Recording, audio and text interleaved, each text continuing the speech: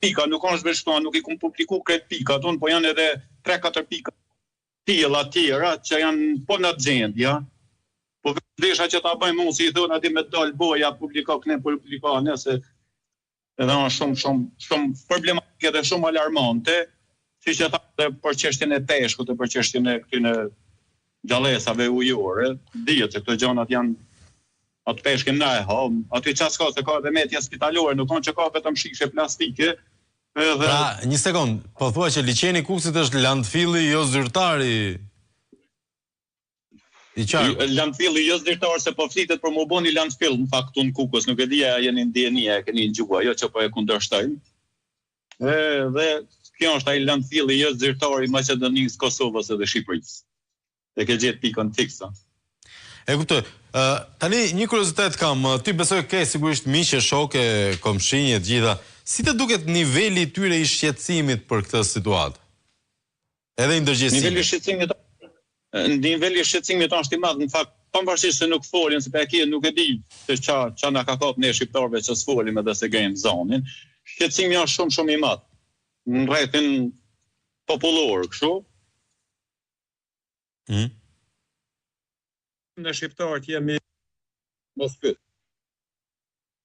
E kuptoj, edhe nuk se kena vetëm ne në Kukës këtë ndërgjegjësimin, këtë në shqiptarët jena kanë ndërgjegjësimin, jemi shumë nuk e di se si mundesh me bëni shqiptarët jetë ndërgjegjë, shumë se që kjo një shishe plastike, kjo shisha plastike për shembull po tidhet në liçen, kjo nuk zhduket kurrë. Por nuk e has peshku. Edhe mungesa është në fakt se mesazhet në ndërgjegjësimit e na nuk ka, në fakt nuk ka as nga mediat, nuk ka as shoqëri civile, nuk e di që ka në Kukës, ka as nuk. E di që janë të regjistruar me vllajta një muaj, po nuk i sheh një herë të bëni një gjë për ndërgjegjësim apo. Po ashtu edhe ju mediat pak duhet me gjet pak zonën për ndërgjegjësimin me po në program në gjë, në mesazh sensibilizues për njerëz. Që dash. Fajtor jemi ne, ha. Sigurisht. Tani, Beni, kurioziteti që kam unë është për aq sa ti e njeh këtë situatën e ndotjes.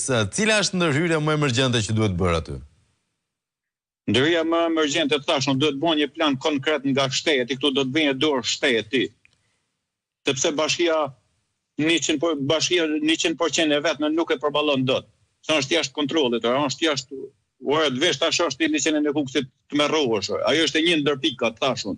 Janë edhe 3-4 pika tjera që të merrohesh, sinqerisht të merrohesh.